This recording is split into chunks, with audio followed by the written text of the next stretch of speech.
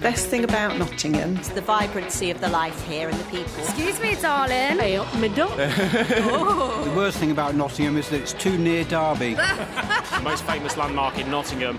The Left Lion. The Left Lion. Everybody meets everyone. By the left lion. Or we used to meet at the right lion, actually. You little bugger. We don't like that. Pay up me duck. Nottingham's only famous person, to my knowledge, is Sue Pollard. Lord Byron. Brian Clough. Edwin Starr. Torval and Dean. Oh, Robin Hood. Is he from Nottingham? He didn't live here and he wasn't around. Just lovely to be here. It has everything. Get it down, you duck. Mark Steele's in town.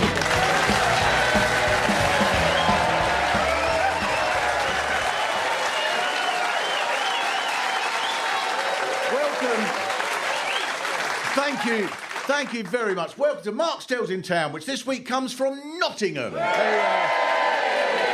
A charming little village. Not as pretty as Newark or as sporty as Loughborough, but at least it's more violent than Derby.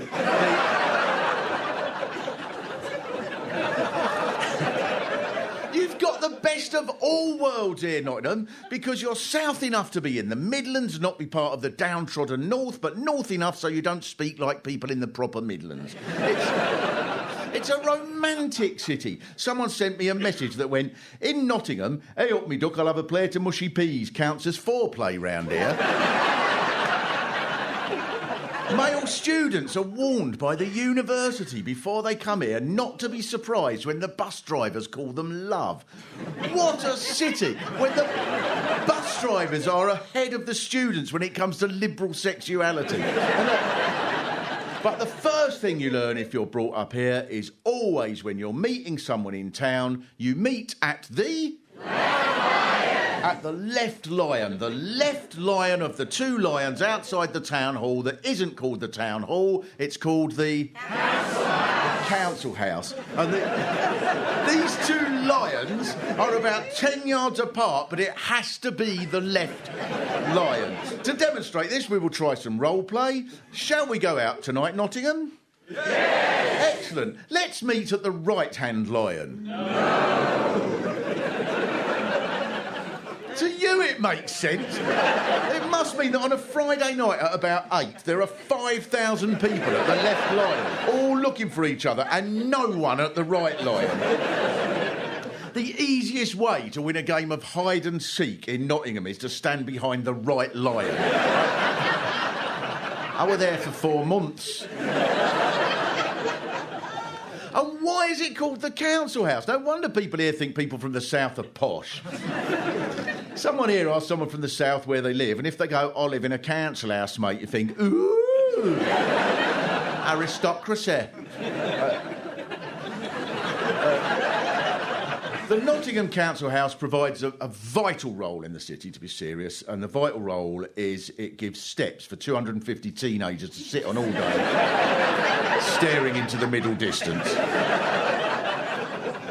You're a centre for stag weekends here, aren't you? Because you're in the middle of the country, as it's easy to get here. There are millions of pubs, and on the internet it says there are 8 women to every man. Does anyone believe this? Some people say it's twice as many. I once heard it's 4 times as many. You can look up the statistics and see this isn't true. Or another way of researching it is to just look around when you're out. It's amazing who does believe this. One of the most surprising starts to any book that I've read is the opening lines of A Centenary History of Nottingham. Modern Nottingham is a thriving provincial city. Visitors tend to come in search of the people's hero, Robin Hood, and to stare at the pretty girls. Academic book about... If you come here by car or train, then you probably arrive in the area that's known as Broadmarsh, which some people say that it's a cross between Broadmoor and Belmarsh. And it's a very beautiful and very cleverly designed welcome to the city, as it's a delicate cocktail of multi-storey car parks and rubble. The New York Times referred to Broadmarsh as, I don't know why they were writing about Broadmarsh, the New York Times referred to Broadmarsh as a new way to regenerate a city. And it's fair, it is a new way, which is to leave it derelict. I think the reason for all of this is Nottingham is a contrarian city. It does the opposite of what's expected. There are 2 lions to meet at, so only meet at one. There's a town hall, so call it a council house. In fact, Matt, who we'll speak to later, told me he was giving a lecture about Nottingham and said it's a city where we like to be contrary, and straight away a bloke said, no, we don't. It's in everything you do. In other towns, if they're connected with something that's known globally, they make a huge song and dance about it, like Stratford-upon-Avon does with Shakespeare. But you're known throughout the world for one thing above all else. People across America go, hey, Nottingham, that's where Robin Hood lives, am I right? And you hardly mention him. Instead, if you go to the tourist office in the middle of town, the first thing you see is nothing to do with Robin Hood. It's a piece of wood with "Hey up me duck" written on it. We'll come back to Robin, but there are loads of phrases like "Hey up me duck" that you don't hear anywhere else. Like, if it looks like rain, you say...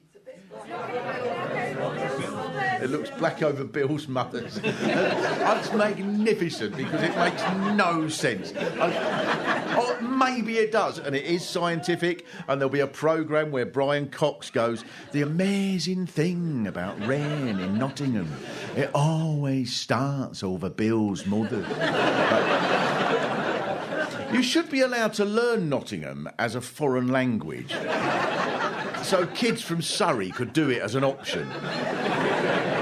For your homework, I'd like you to translate the following, if you would. Get your coat, I told you it were code. Have you not heard news from Leicester? It's much like Nottingham, it made me right, Marty. We were absolutely buggered. You know I'll be happy to help out. Will you send me, Duck? Now get on with it. And what do we say when the article is not in the metal box? Tin, tin, tin. I saw a lad on YouTube from here, he was about 20, trying to teach the Nottingham dialect, right? And this is exact words at one point. He went, most important in Nottingham, if you want bread roll, it's a cob, not a bap. If you ask for baps, you get tits, mate.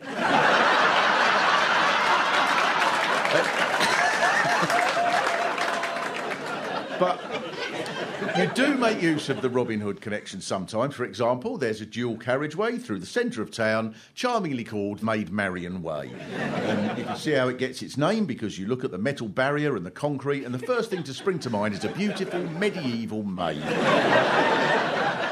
It's an award-winning road. I don't know if you're aware of that. It was voted by architects to be the ugliest road in Europe. In the whole of Europe! Think how much of Europe there is. There must be some half-demolished street in Bulgaria with weeds growing out of the rubble. And they go, this is not fair. We thought we were ugliest road in Europe, but it's road in Nottingham. Maid Marian Way just cuts the city in half. It's almost impossible to cross, and this is what you've named after the woman in your famous story. It's like if the only recognition of Shakespeare in Stratford-upon-Avon was the Anne Hathaway landfill site.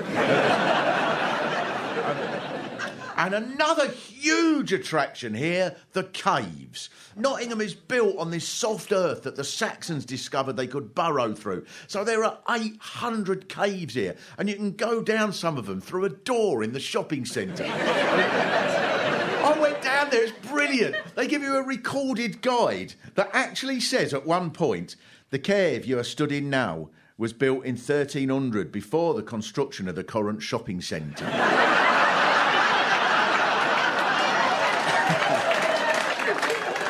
Did someone think there were people living down there back then going, it's handy, because if it gets cold and damp, we can pop up to River Island and get a jumper? It's possible that your ancestors went, we knocked through to underground and now we have so much space. Or they realised that building an underground passage with their hands burrowing away was the only way to cross Maid Marian Way. I think there are caves here because it's the contrary nature of the city. That's what Nottingham is. For example, the most famous Nottingham person ever to people who live here isn't Robin Hood, it's Frank who played the xylophone. because Frank played the xylophone in Lister Gate, entertaining the whole city by not being able to play the xylophone.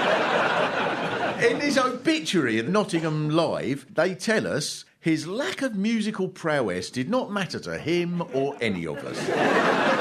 So at this point, I'd like to introduce Matt, founder of the Beestonian newspaper, marvellous publication around Nottingham, particularly Beeston. So, Matt, you there? Yeah. Matt, tell us, what was the charm of Frank? What did he do for people not from Nottingham? Well, Frank Robinson, his name was. He was just there. He just sat there with his little hat on, and he'd play notes, but in no discernible order or anything. And he looked very, very happy doing it. And it was this sense of joy that he'd just discovered it, like a baby who first picks up a thing. And they call him Xylophone Man as well, which, lots of people say, not a xylophone, is it? So, it's contrarian. It's a sort of child's glockenspiel thing, It's it? not. It's actually a metallophone he was playing. Oh. So there you go. That's that's the inside knowledge. I'm so sorry for not knowing the thing he couldn't play. Could he not play anything? Someone told me he could play When the Saints Go Marching In. They were probably hearing that in their own heads.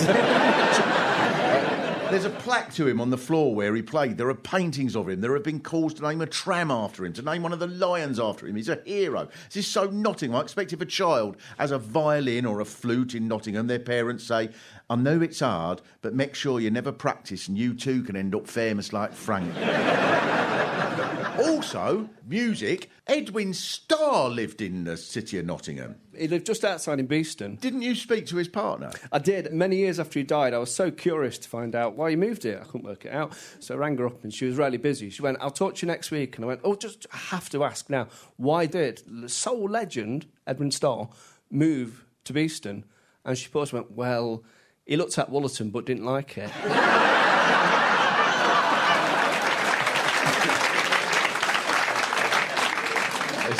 The perfect answer.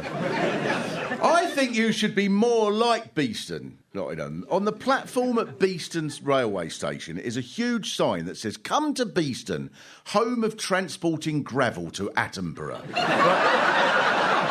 See, Beeston knows how to make the most of what it's got. See, folk imagine Beeston is not as interesting as Nottingham with its Robin Hood or whatever. Why not bring your kids to Gravel Dare? You do try to attract visitors. You've got a lovely new tram service run on eco-fuel. I saw this exchange on a Nottingham forum. Coming to Nottingham, planning a day ticket for the trams. Was wondering if there are any stops worth getting off at for sightseeing. The first reply went, I got the tram out to Beeston last June. The weather was good, so I sat on a bench on the high road eating a battered sausage.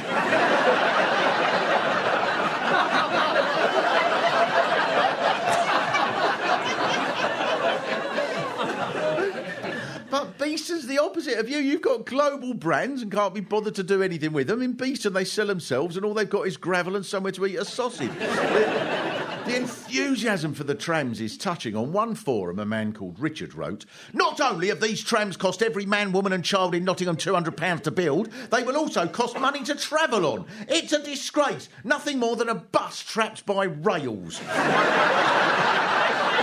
At least a bus can steer around obstacles. It's disgusting! What a marvellous series of complaints. I had the full Nottingham tram experience. When I got here, I got on to go 2 stops, thinking that I could pay on the tram. An inspector got on. And I'd been on the tram about 15 seconds and he told me I had to pay a £70 fine. I got off, he got off with me, told me again. I said, I'm not doing that, and walked off. It was magnificent value.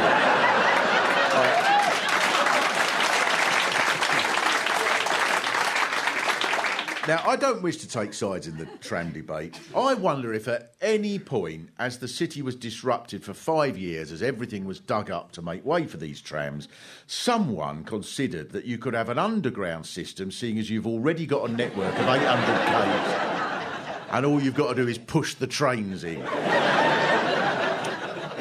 Incidentally, when the caves were dug, what happened to all the stuff that was dug out? Somewhere near Nottingham, there must be a huge amount of gravel.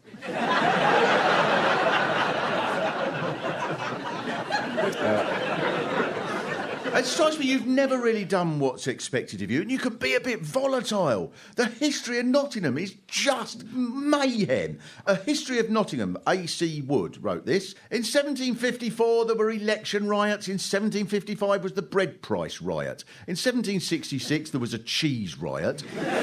In 1779, the framework riot. In 1783, troops were brought out for riots. In 1787, there was a meat price riot. In 1795, there were riots about the price of butter. A history by someone called Bryson said throughout the 18th and 19th centuries, the sound of Nottingham was jeering crowds, musket balls and smashing glass. Is this why Broadmarsh is the way it is? They've actually been trying really hard to redevelop it for 200 years, but every day you put all the windows in. You just have to break things, even peas. The delicacy here is mushy peas. Let's smash them up and see how they like that. You must be very proud of the cheese riots, Nottingham. The History of Nottingham says, at the Goose Fair, stalls were attacked and ransacked. Being barrel-shaped, the cheese was easily rolled down Wheeler Gate and Peck Lane. The mayor tried to intervene, but was knocked over by an accelerating wheel of cheese.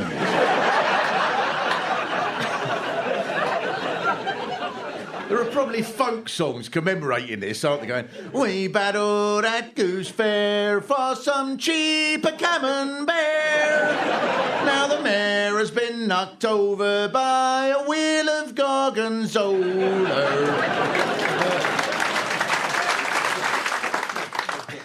The cheese riots were massive. They were in response to a rise in the price of cheese, and rioters were put in prison. So there was another riot at the jail to free the prisoners. So the army was called. So there was another riot. And then troops fired into the crowd. Someone was killed. The battle went on for days. It's a good job they don't raise the price of mushy peas. You'd have burnt down everything from here to Chesterfield.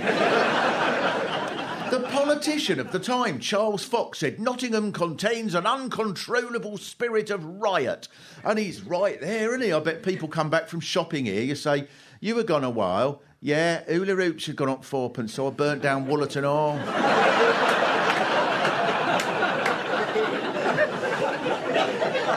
And then the Luddites started here. Well, now we know Luddite means anyone who doesn't embrace new technology, even if the new technology makes life harder, as it does. I went to Wollerton Hall, right? So there's a beautiful, massive park, a massive hall that was used as Batman's house in The Dark Knight Rises, but the new parking system thing they've got there, it's just impossible. So there are just clusters of people walking around taking no notice in this beautiful, peaceful, idyllic setting because they're all listening on their phones to a voice that's telling you to download an app because this car park isn't covered by the 250 other car parking apps you've already had to download.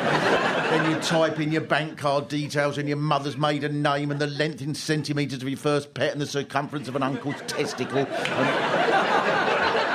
And then a security bloke arrives to tell you to leave as the place is closing.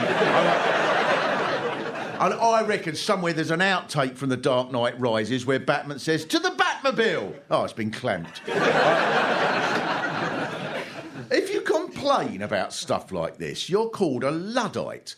And that all started here, the Luddites, the lace industry, went back to the 5th century. So there were thousands of people here who knitted clothes around these frames, and then the owners of the frames started using new, wider ones that worked faster, so they lowered the wages and sacked people, and the frame workers went to places like Ashfield and smashed the new machines as a protest. That didn't mean they were opposed to the new machinery, any more than when people here smashed all that glass. That was because they hated windows. Now, the Luddites are famous all around the world, and it started in Nottingham. Anyone else would build a huge park called the Luddite Experience, where kids are given a hammer to see how much they can destroy in 10 minutes.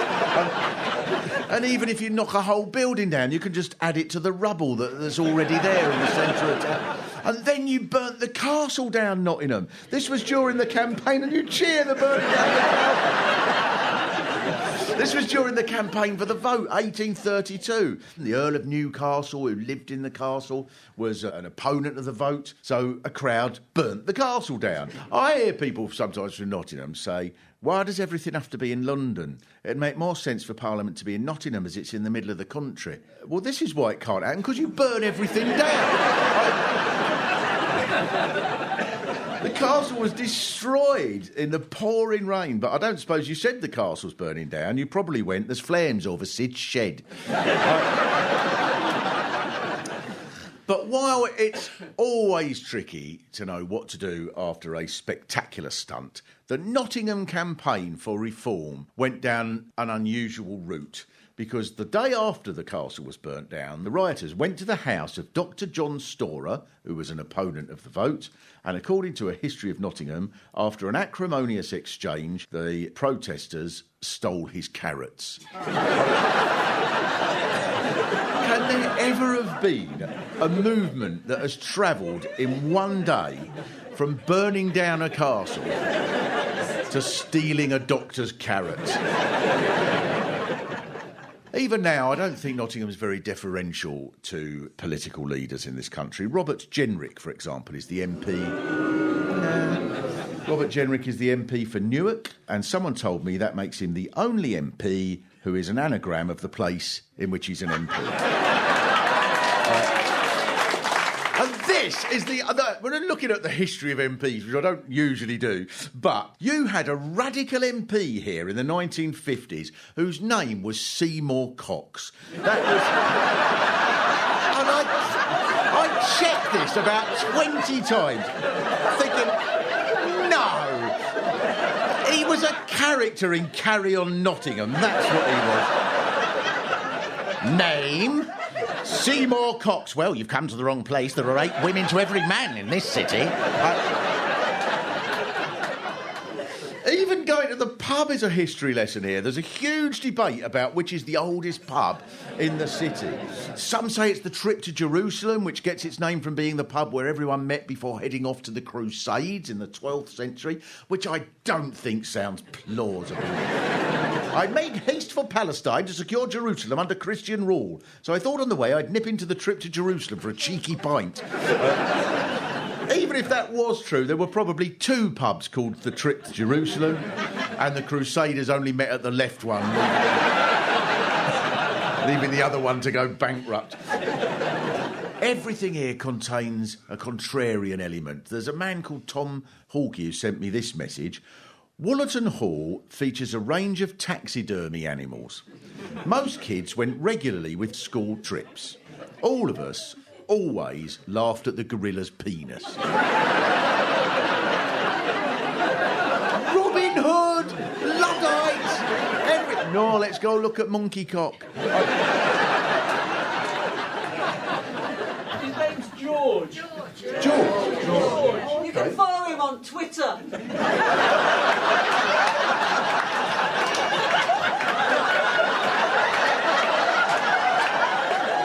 Can you follow the whole gorilla or just...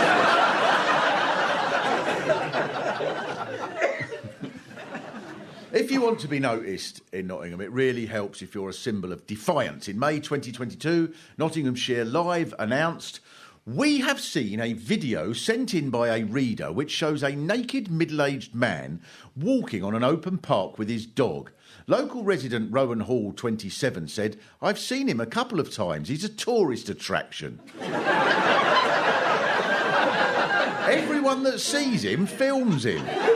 He's a tourist attraction. Can't be bothered with Robin Hood. There's a huge literary tradition here. D.H. Lawrence was from Eastwood, Nottingham. Of course he was. His book Lady Chatterley's Lover was the subject of a famous court case because of the section that went, throughout the morning, Mella the gardener and Lady Chatterley remained deeply embroiled in each other's naked, writhing forms, while Lady Chatterley's husband, Sir Clifford, said, I've seen them at it a couple of times. They're a tourist attraction. But now Eastwood seems to have come to terms with him, and there's a campaign to put up a D.H. Lawrence statue. Councillor Milan Radulovic said, we used to get bus tours from around the world, but there was never enough here to keep people in Eastwood. We want to make Eastwood more like Beeston, he said.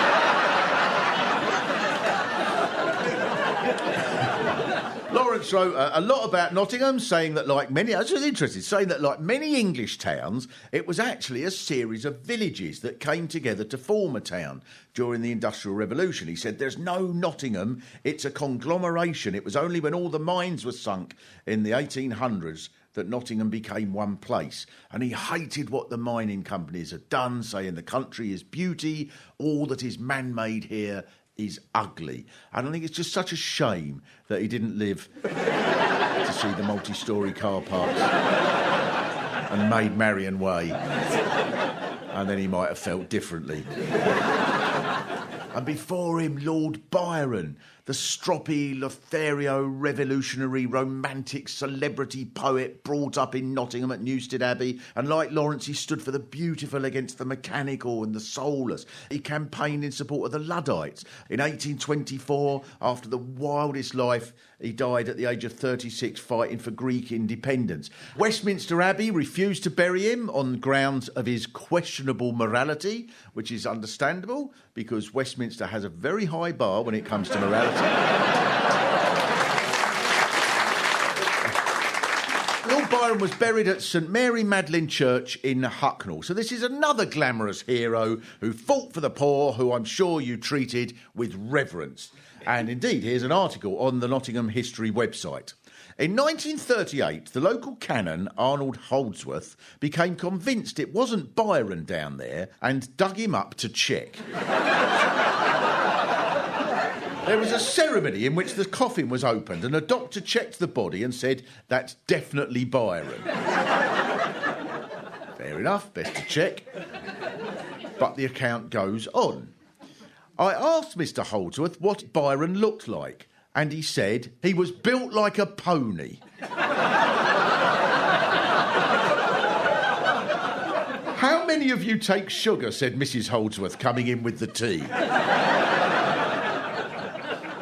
I want to bring in Matt here again, because you first told me this story and I was a bit sceptical, but that is true, isn't it? It's absolutely true. In 1938, they went down. There's a crypt under the church floor, and they applied to the Home Office to go down there. And they said you have to go down with a representative of government. So they actually took down Seymour Cox. And it's absolutely true. And the guy who actually wrote up the account that you were just reading was a guy called Byron Rogers as well. So it's the whole city a carry-on film. That's why you'll dig up Seymour Cox next and say, we want to see more Seymour Cox. All your heroes here are anti-heroes. They've all got a spirit of rebellion and law-breaking, not playing by the rules. Robin Hood, Byron, xylophone players who can't play. It'll probably turn out that Torval and Dean robbed jewellery stores to fund a pool hall in St Anne's. Or your hero of recent years, Brian Clough.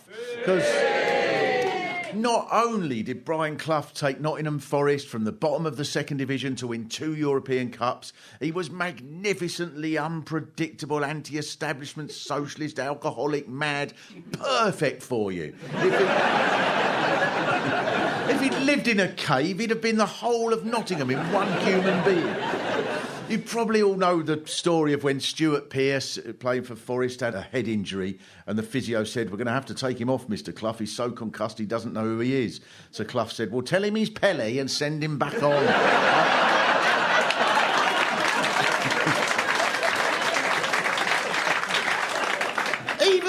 formation of Nottingham Forest was contrarian. A group met at the Exchange Hall, where the council house is now, to adopt an address to Garibaldi, the Italian revolutionary, who was visiting here. And they praised Garibaldi for undoing the chains of oppressed nationalities.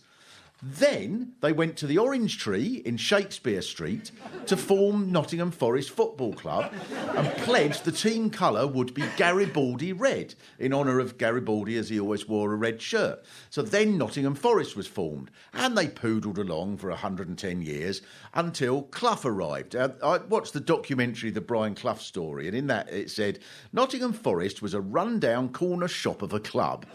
And then they won the league and the league again and the European Cup and the European Cup again. Now, for people who don't follow sport, the only way to describe that is that 40 years later, that is still unbelievable. Some kids must look at a list of winners of the European Cup and see Juventus, Real Madrid, Liverpool and think, oh, there's been a mistake here. It says a Forest from Nottingham won it 2 years in a row. It's like if you looked at a list of Nobel Science Prize winners and in 1979 and 1980 it was won by Danny Dyer. It's just... And it's even more extraordinary that this could be achieved with a team from Nottingham, as the 11 players plus substitutes made up 40% of the male population of the city. I think in 500 years' time, people will think that Brian Clough is made up, and there'll be a TV series about the man who stole the European Cup from FIFA and gave it to the poor of Nottingham. And then... just before recording this show, Nottingham Forest were promoted to the Premier League. There were 30,000 people at the parade. The square was absolutely packed. There would have been plenty of room, but you were all squashed around the left line. You're spoiled here for heroes. Byron, Frank, Clough, ice skaters, D.H. Lawrence, the world's most famous outlaw. Now, the first thing you have to do with Robin Hood is fight off people who say that he wasn't from here. I got one message that said, Nottingham stole the legend of Robin Hood from Wakefield. An article in the I paper says, early tales of the hero place him in Barnsdale Forest, north of Doncaster. And another article says, linguists have observed that the original ballad that mentions Robin Hood is written in a northern dialect with many references to Yorkshire. It's a marvellous debate, this, about where someone that everyone accepts didn't exist came from. I went to Sherwood Forest. Now, I made a mistake here. I thought Robin Hood of Nottingham lived in Sherwood Forest. Therefore, he probably used to walk in every day commuting with his arrows and his quiver. Sherwood Forest must be on the edge of town. It's about 50 miles away. It's almost in Scotland. And when you get there, you're in possibly the most famous forest in the world, Robin Hood's Forest, and there's a visitor centre that has a sign up as you go in, so it's the first thing you see, and it says Friar Tuck. A friar at the time of Robin Hood would have been impossible, as friars didn't exist in England. In other words, you've come all this way for nothing. It's made up, you idiot!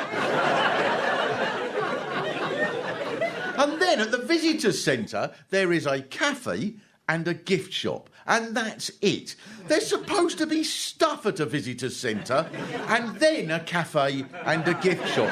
If there's only a cafe and a gift shop, that's not a visitors' centre. It's a cafe and a gift shop. Imagine if everything here was like that. Nottingham Ice Centre's great. There's no ice, but there's a cafe and a gift shop. All the versions of Robin Hood we know are where he's dashing and polite and chivalrous. But in the early versions, they decapitated people, the merry men took whatever they wanted. It was more like a medieval Goodfellas.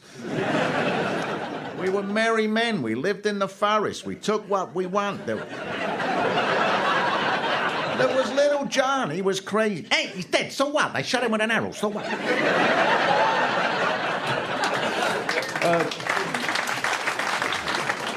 So there have been many, many Robin Hoods over the centuries. I'm very proud to say that the latest one is with us. Robin. Robin, shall I address you as Robin? If that takes your fancy, sir. It does. Why not? We're all friends here. Yes. Robin, so you take people round the city and you try to big up the image of Nottingham as the home of Robin Hood? Yeah, I actually came here 30 years ago looking for work on the medieval scene. I had a degree in history and I could sword fight. So I thought I'll become Robin Hood. So I've created the Robin Hood Town Tour, which breathes life into the legend and shows off this great city. Do you think that more should be done to promote Robin Hood? I'm leading the way with good cultural entertainment to educate the people about Robin Hood, because there's not a lot here, is there? Now, one thing I love is you do look very Robin Hoodish, if I... Well, it's taken 800 years to cultivate this. Yeah. Well, Robin Hood's immortal, isn't he? He's the first superhero. He's a very malleable character. So as far as I'm concerned, I mean, I am Robin Hood, and when people come on the tour, especially Americans, they believe me. I bet the rich ones are terrified. It's all part of the game, though, isn't it? It's all part of the story. Now, because there was a time when Robin Hood was depicted as very clean-cut. There's different chapters of the evolution of the legend, and in different chapters in the 16th century, 17th century, the legend is gentrified. So he is the Earl of Huntingdon, born of Locksley. So he's more of a sort of gentleman character. But the original medieval Robin Hood was a desperate and dangerous cutthroat criminal. So, yes, the original Robin Hood would look more like me rather than Kevin Costner. Yes? But one thing I will say is that people want to believe in the legend, don't they? Yes. You know, and this is why it's important. And he's a symbol of the innate goodness within man. He's a symbol of the spirit of the common people rising up to fight tyranny and injustice. And that is just as relevant today as it ever has been, isn't it? And so this, my friend, is why Robin Hood's important. Magnificent speech, Robin. Unfortunately, because it's the BBC, we're now going to have a minute of Nigel Farage for balance. Thank you very much, Robin.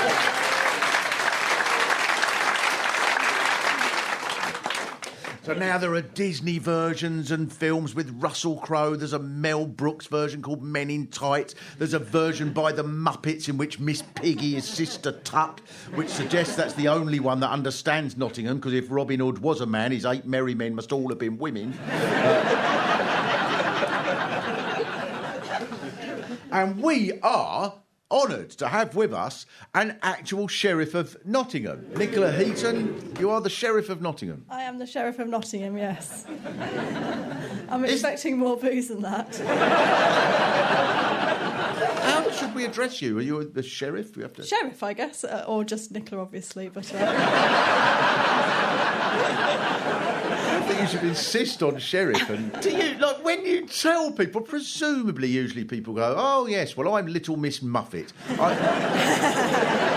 you ever feel like you should play up to it a little bit and go, like, you're on the same row as Robin there? I have noticed you brought Robin Hood to me, but, yeah, I'm hoping to take up archery, obviously, to beat my nemesis. Does anybody think you're the actual Sheriff of Nottingham from the 1300s?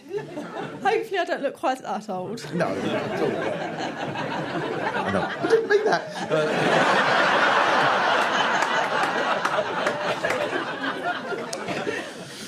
Also with us is Mayor Wendy. Hello. It's Lord Mayor, actually. Oh, no. In an unusual end to the recording, the theatre was burnt down.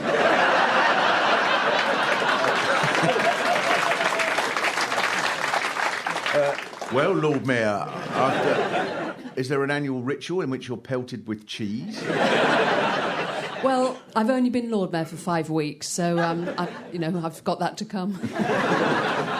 One thing I've got to ask you, when the Batman film came to Woollerton Hall, did they have to ask the council for permission? Well, Woollerton Hall does belong to the council, so yes. Was there a phone call? Hello? Hi, this is Warner Brothers. Hey up, Duck. As Lord Mayor, it would be handy to have Batman at your disposal. Well, since we no longer have a car to take us around, then the Batmobile would be really useful. It would save me having to go to engagements on the bus. Oh, we should be able to fund that. You have to sit outside the council house playing a xylophone. Selling bits of your chains. It's been so lovely, it's been so helpful. Thank you very much to Nicola and Wendy, Mayor, Lord Mayor and Sheriff. You could make so much of your history here. The first ever branch of Boots the Chemist was here, started by John Boot on Goosegate. Ibuprofen was invented here, which John Boot said shall ease the pain within the head of souls who have become hammered upon a stag weekend. Or indeed of mayors who have been knocked over by a lump of cheese. Rally bikes were from here. HP sauce was invented here. I think if this was America, there'd be a huge sign on the top of Alfreton Road saying Nottingham, home of Robin Hood. And there'd be cafes called Fry Up Tuck. And there'd be a cake shop called Dough and Arrow. And there'd be children sewn into costumes that greeted everyone off the train going, "Hi, I'm Little John. Welcome to Nottingham." Who would end up spending their lives in therapy. And then local criminals would have to spend a week dressed as the Sheriff of Nottingham all day outside the council house, and you could buy gravel from Beeston to throw at them. And instead, the biggest display of any connection with him is a company that sells Robin Hood jacket potatoes from a van. Really, their potatoes should be free because they were robbed off a bloke who already had 12 potatoes. He was the world's first superhero, Robin's right. He's from Nottingham, of course he is. He fits in with the place because you're contrarian. But whatever you're supposed to do, you'll do the opposite. For example, the women here in the 18th century worked in lace and they had money, so they went out on their own independently. So that's where the myth started, that there were more women here than men. Your bus station at Barton is used for raves. Your ice stadium is a rock venue. One of the biggest pubs is a church. The place is constantly packed full of lively students. You've got a national water sports centre, though I'd have thought you could have got a cheaper one by doing what you normally do and burning down the National Ice Centre. You all seem to know each other and know all the little bits and pieces and rituals you do. You all meet at the same place. You all talk about the same eccentric busker. It is a village here. It's the biggest village. And it must be so frustrating, all these versions of Robin Hood around the world with Costner and Russell Crowe, and none of them convey the true spirit of the true Nottingham. So it's exciting, I think, that it's been announced that there's a new Robin Hood film being made locally at last that'll be much more accurate. And I will leave you, Nottingham, with the part of the script that I found most poignant. The sheriff snarled as he heard the news from the messenger that Robin of Locksley had returned from the Crusades. "A curse be upon him," cried the sheriff, "for he has the impertinence to be the most popular archer in all of Nottingham." "Not the most popular," said Marion, "for that is Frank the archer, who sits outside the council house all day firing arrows, has never once hit a target." "Assemble my men at once!" cried the sheriff, but there were only 3 of them, as the rest of Nottingham were women. Robin sent a note that he would meet the sheriff at the Left Lion to do battle, but this was a trick, for to get there from the castle, the sheriff had to cross Maid Marian Way. Following his victory, Robin was met by the king, who praised him for his valour, his skill as an archer and his fortitude, and asked what were his demands. "Hey up, me duck," said Robin. "We best get archery contest started. It's Black Over Bill's mother's. With this arrow from 50 paces, I shall dissect this mushy pea."